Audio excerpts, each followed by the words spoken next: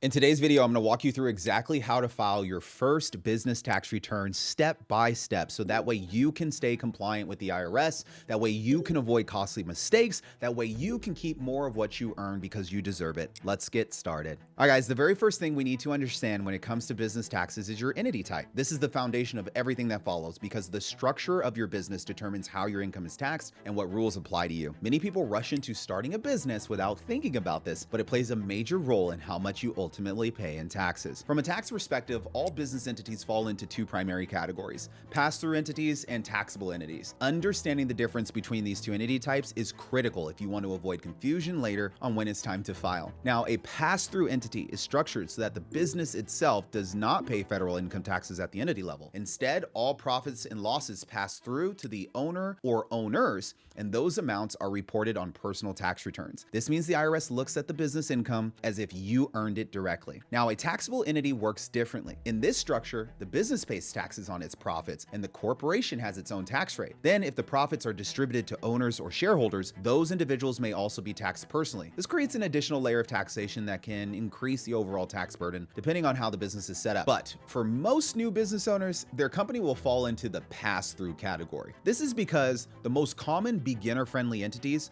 are designed this way. These entities include sole proprietorships, partnerships, limited liability companies, and S corporations. Each of these structures has its own legal nuances, but from a tax standpoint, they share the same pass-through treatment. This means that if your business falls into one of these categories, the business itself typically will not pay federal income tax before distributing profits. Instead, the income flows directly to you and you report it on your personal return. This setup is often simpler and it can be more tax efficient in the early stages of building a business. Here's an example. To make this more concrete, let's walk through a simple illustration that teaches you how pass-through taxation works in real life. Imagine you start a coffee shop business and you choose to operate as a single member LLC. Over the course of your first year, your business performs really well and it generates $200,000 in profit. Because your LLC is treated as a pass-through entity, that $200,000 is not taxed at the business level. Instead, it flows through directly to your personal tax return where you file your taxes. You'll report that income and pay taxes based on your individual tax rate. This setup can be beneficial because it avoids double taxation. You're only taxed once on the income you earn instead of having the business tax first and then you being taxed again when you take money out. For many small business owners, this is a major advantage. But on the other side, taxable entities like C corporations are subject to a different system. These businesses pay taxes on their profits at the corporate level. Then when profits are distributed to shareholders, those individuals may also owe taxes on those distributions. This is often referred as double taxation. Most new entrepreneurs don't start with a C corporation, in part because of the double taxation. However, as businesses grow and begin to scale, some choose to convert to C Corps due to their other advantages they have. If you ever go down that path, you should expect double taxation. Let's keep moving. What tax rates will you have to pay on business income? Once you understand your entity type, the next question becomes, how much will you actually pay in taxes? If your business qualifies as a pass-through entity, your business income is taxed at ordinary income tax rates. This means your business earnings are combined with any other income you have and are taxed according to federal tax brackets. The United States has what's called a progressive tax system, which means part of your income are taxed at different rates. As you earn more money, the extra income is taxed at higher rates. This doesn't mean all your income is taxed at the highest rates. Only the income within each bracket is taxed at that bracket's rate. For high income earners, the top federal tax rate is currently 37%. This applies to income above a certain threshold, which is adjusted periodically. For the 2026 tax year, the highest federal tax rate of 37% applies to taxable income above $640,600 for single filers and above $768,700 for married couples filing jointly. Your actual effective tax rate will depend on how your total income is distributed across the various brackets. If you want to see all of the tax brackets for 2026, check out this video right here where I made a video explaining all of those brackets to you. If your business is structured as a C corporation, the tax calculation is very straightforward. Corporations are subject to a flat 21% federal tax on their profits. This simplicity is one reason some larger businesses prefer this structure, although it comes with the trade-off of double taxation, as I mentioned earlier. Understanding how your income is taxed allows you to plan more effectively. It helps you estimate your liability, and it helps you set aside the correct amount for taxes to avoid surprises when filing season starts to arrive. Now let's talk about self-employment taxes. Another critical concept that many new business owners overlook is self-employment tax. This is separate from your regular income tax and significantly increases your overall tax bill if you're not prepared for it. Self-employment tax is currently 15.3%, and it makes up two components: Social Security and Medicare. When you work a traditional job, your employer pays half of these taxes for you, and then you pay the other half. However, when you're self-employed, you're responsible for the full amount. And if you operate a pass-through entity, there's a strong likelihood that you'll owe self-employment taxes on your business income. This means that in addition to your income tax, you will also need to account for this extra 15.3%. There is a limit to the portion of income subject to Social Security tax, which is adjusted every year. However, Medicare tax, it continues beyond that threshold, which means higher earners may still see a significant tax obligation. Because this tax can be substantial, many business owners eventually explore strategies to reduce it. One common approach is electing to be an S corporation status, which can allow a portion of your income to avoid self-employment tax under certain conditions. C corporation owners generally do not pay self-employment tax in the same way, as they are treated as employees and they receive wages subject to payroll taxes instead. Now, let's talk about how to actually file your business taxes. You understand the basics of how your business is taxed, but now it's time to start the filing process. Filing your taxes correctly requires using the appropriate forms based on your business structure. If you're a sole proprietorship or operate as a single member LLC that is not taxed as a corporation, you will use a Schedule C. This form reports your business income and your business expenses all inside of your personal tax return. Schedule C is not a separate return. Instead, it's an attachment to your 1040 form, which is your individual income tax return. The deadline to file this return is typically April 15th, unless it falls on a weekend or a holiday. This form is where the IRS will look to determine how much profit or loss your business generated during the year, and accuracy here is extremely important because it directly affects your liability. Now, let's talk about partnerships and multi-member LLCs. If your business has more than one owner, the filing requirements now will change.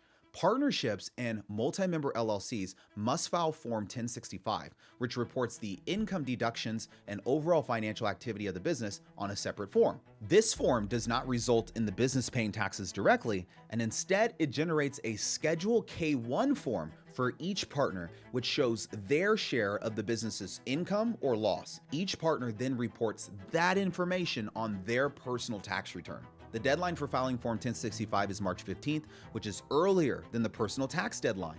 Missing this deadline can result in penalty fees, so it's important to make sure you're organized. Next is S corporations.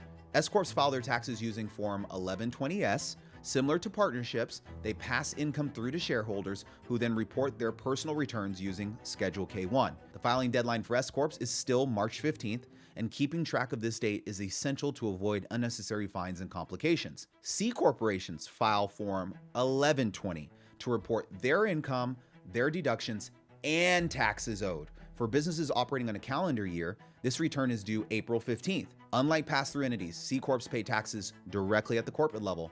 This makes their filing process significantly different and often more complex. The information that you will need before you file is important. Before you can fill out any form, you need to gather all of your financial information. This includes records of your income, records of your expenses, and any other supporting documents. Having a profit and loss statement is extremely helpful as it provides a clear summary of your business's financial performance. Without accurate records, filing your taxes becomes much more difficult, and it increases the risk of errors and audits. As a business owner, it is your responsibility to maintain organized and accurate bookkeeping. This means tracking every dollar that comes in and out of your business. The tax code allows you to deduct ordinary and necessary expenses that are reasonable to your business in the pursuit of income. That means that these deductions can reduce your taxable income. Before we move on, I need to discuss something important. Every year you work 4 to 6 months just to hand your earnings straight to the IRS, while millionaires and billionaires legally pay 3 to 10% tax rates, but you're paying 30 to 50% rates. Guys, they're not cheating. They just know things your CPA isn't telling you. As founder and CEO of Tax Alchemy, I've helped thousands of clients cut their tax bills by 50 to 100% legally. After hitting $100 million in collective client savings, I decided to write it all down. My new book, The Art of Legal Tax Avoidance Volume 1, covers advanced entity structuring, income shifting, tax advantaged investments, family payroll strategies, business write-offs most people never touch, and so much more. You've done the hard work earning money. Now learn how to keep more of it. Click the link in the description below to get your copy of the book, and for a limited time, you'll also get 2 free bonuses: my tax-free living course and my master tax strategy playbook. Plus, you'll get access to our live virtual book launch event on June 29th. These bonuses are only available for a limited time, so act quickly. I'll see you at the book launch. Now back to this video. And can significantly lower your overall tax bill. Using accounting software such as QuickBooks can simplify the process and help you ensure that nothing is being missed. Now, consistency throughout the year is what makes tax season much easier to manage. So please make sure, if you're interested, that you book a call with our team below. Once you finalize your records and you're organized, the next step is completing your tax forms. This involves entering your income, your expenses, and any other required information accurately. There are many deductions available to business owners, including expenses related to your home office, your vehicle use, equipment, and startup costs. Taking full advantage of these deductions can have a major impact on your final tax bill. You can choose to file your taxes manually, but most people prefer using tax software for convenience and accuracy. These tools guide you through the process and reduce the likelihood of you making a mistake. Working with a tax professional is another option that can provide additional peace of mind, especially if you're in a situation that's a little bit more complex. Now, after everything is completed, the final step is submitting your return to the IRS before the deadline. Filing on time helps you avoid penalties, and it keeps your business in good standing. At this point, you should have a strong understanding of how to file your business taxes for the first time. While the process may seem complex at first, breaking it down into steps makes it much more manageable. Even with this knowledge that we discussed today, it's still a smart move to consult with a tax professional. They can help you identify opportunities for saving money and ensure that everything is actually being done correctly. Many business owners leave tons of money on the table simply because they're unaware of the strategies that are available to them, or they act on them too late. Taking the time to learn and plan ahead can make a significant difference in your financial outcome. If you want to go beyond the basics and start implementing advanced strategies to reduce your tax burden, consider reaching out to a tax professional or my team below. The next step could be the key to keeping more of what you earn. If you're a high-income earner and you want help cutting your tax bill by 50 to 80% with advanced tax strategies, book a call with my team by clicking the link in the description below.